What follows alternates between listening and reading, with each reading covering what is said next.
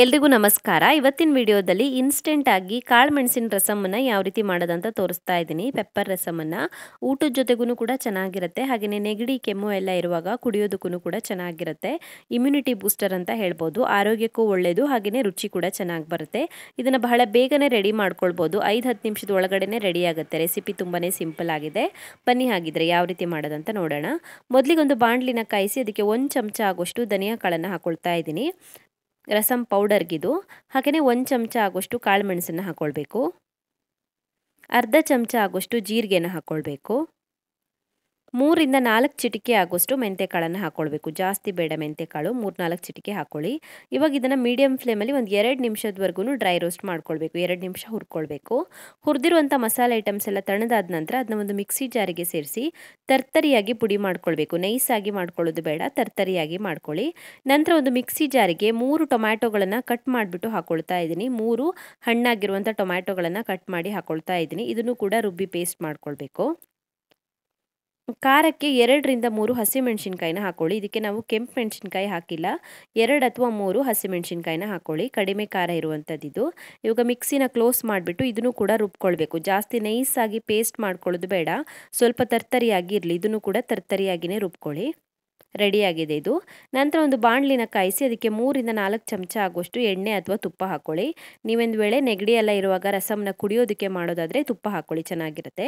ನಂತರ 1/4 ಚಮಚ ಆಗುವಷ್ಟು ಸಾಸಿವೆ, ಹಾಗೆಯೇ ಒಂದು ಸ್ವಲ್ಪ ಕರಿಬೇವಿನ ಎಲೆಗಳನ್ನು ಹಾಕೊಳ್ಳಿ. 1/4 ಚಮಚ ಆಗುವಷ್ಟು ಜೀರಿಗೆ, ಒಂದು 2 ಒಣಮೆಣಸಿನ್ಕಾಯಿನ ಹಾಕೊಳ್ಳಿ. ಕೆಂಪು ಮೆಣಸಿನ್ಕಾಯಿನ 2-3, 8-10 ಎಸಲಾಗುವಷ್ಟು ಬೆಳ್ಳುಳ್ಳಿನ ಜಜ್ಜಿ ಹಾಕೊಳ್ಬೇಕು. ಬೆಳ್ಳುಳ್ಳಿ ತಿನ್ನದೇ ಇರೋರು ಇಂಗನ್ನು ಹಾಕೊಳ್ಳಿ ಬೆಳ್ಳುಳ್ಳಿ ಬದಲಿಗೆ. ಸ್ವಲ್ಪ ಹೊತ್ತು ಚೆನ್ನಾಗಿ ಫ್ರೈ ಮಾಡ್ಕೊಳ್ಬೇಕು. ಚೆನ್ನಾಗಿ ಫ್ರೈ ಆದ ನಂತರ ಇದಕ್ಕೆ ನಾವು ರೆಡಿ ಮಾಡಿ ಇಟ್ಕೊಂಡಿರುವಂಥ ಟೊಮ್ಯಾಟೊ ಪೇಸ್ಟನ್ನು ಹಾಕೊಳ್ಬೇಕು. ಚೆನ್ನಾಗಿ ಮಿಕ್ಸ್ ಮಾಡ್ಕೊಳ್ಳಿ. ಇದಕ್ಕೊಂದು 1/4 ಕಪ್ ಆಗೋಷ್ಟು ಹುಣಸೆಹಣ್ಣಿನ ರಸ ಸೇರಿಸ್ಕೊಳ್ತಾ ಇದ್ದೀನಿ. 1/4 ಕಪ್ ಆಗೋಷ್ಟು ಹಾಕೊಳ್ಳಿ. ಒಂದು ಸಣ್ಣ ಪೀಸ್ ಆಗೋಷ್ಟು ಹುಣಸೆಹಣ್ಣನ್ನು ನೆನೆಸಿ ಮಾಡ್ಕೊಂಡಿರೋದಿದು. ಚೆನ್ನಾಗಿ ಮಿಕ್ಸ್ ಮಾಡ್ಕೊಳ್ಳಿ. 1/4 ಚಮಚ ಆಗೋಷ್ಟು ಅರಿಶಿನ ಪುಡಿನ ಹಾಕೊಳ್ಬೇಕು. ಹಾಗೆಯೇ ನಾವು ರೆಡಿ ಮಾಡಿ ಇಟ್ಕೊಂಡಿರುವಂಥ ರಸಂ ಪೌಡರ್ನ ಸೇರಿಸ್ಕೊಳ್ಳೋಣ. ಪೆಪ್ಪರ್ ರಸಂ ಪೌಡರ್ನ ಸೇರಿಸ್ಕೊಳ್ಳೋಣ. ಚೆನ್ನಾಗಿ ಮಿಕ್ಸ್ ಮಾಡ್ಕೊಳ್ಳಿ. 1 ನಿಮಿಷದವರೆಗೂ ಚೆನ್ನಾಗಿ ಫ್ರೈ ಮಾಡ್ಕೊಳ್ಳಿ. 1 ನಿಮಿಷ ಚೆನ್ನಾಗಿ ಫ್ರೈ ಮಾಡ್ಕೊಂಡ ನಂತರ ಇದಕ್ಕೆ ಇವಾಗ ನೀರು ಎಷ್ಟು ಬೇಕಾಗುತ್ತೋ ಅಷ್ಟು ನೀರನ್ನು ಹಾಕೊಳ್ಬೇಕು. ನಾನೊಂದು 5 ಜನಕ್ಕೆ ಆಗುವಷ್ಟು ರಸಮನ್ನು ಮಾಡ್ತಾ ಇದ್ದೀನಿ. 4 ಲೋಟ ಆಗುವಷ್ಟು ನೀರು ಹಾಕ್ಕೊಂಡಿದ್ದೀನಿ. ಚೆನ್ನಾಗಿ ಮಿಕ್ಸ್ ಮಾಡ್ಕೊಳ್ಳಿ ನೀರನ್ನು ಹಾಕಿಬಿಟ್ಟು. ರುಚಿಗೆ ತಕ್ಕಷ್ಟು ಉಪ್ಪನ್ನು ಹಾಕ್ಕೊಳ್ಬೇಕು. ರುಚಿಗೆ ತಕ್ಕಷ್ಟು ಉಪ್ಪನ್ನು ಹಾಕಿ ಚೆನ್ನಾಗಿ ಮಿಕ್ಸ್ ಮಾಡಿ ಇವಾಗ ಇದನ್ನು ಚೆನ್ನಾಗಿ ಕುದಿಸ್ಕೊಳ್ಬೇಕು. ಒಂದು 5 ನಿಮಿಷ ಆದ್ರೂ ಚೆನ್ನಾಗಿ ಕುದಿಸ್ಕೊಳ್ಬೇಕಾಗತ್ತೆ. ಮುಚ್ಚಳ ಮುಚ್ಚಿಬಿಟ್ಟು ಒಂದು 5 ನಿಮಿಷದವರೆಗೂ ಚೆನ್ನಾಗಿ ಕುದಿಸ್ಕೊಳ್ಬೇಕು. 5 ನಿಮಿಷದವರೆಗೂ ಕುದಿಸ್ಕೊಂಡಿದ್ದೀನಿ. ರೆಡಿಯಾಗಿದೆ ಇದು. ಕೊನೆಯಲ್ಲಿ ಇದಕ್ಕೆ ಚೆನ್ನಾಗಿ ಹೆಚ್ಚಿರುವಂಥ ಕೊತ್ತಂಬರಿ ಸೊಪ್ಪನ್ನು ಸೇರಿಸ್ಬಿಟ್ಟು ಮಿಕ್ಸ್ ಮಾಡ್ಕೊಳ್ಬೇಕು.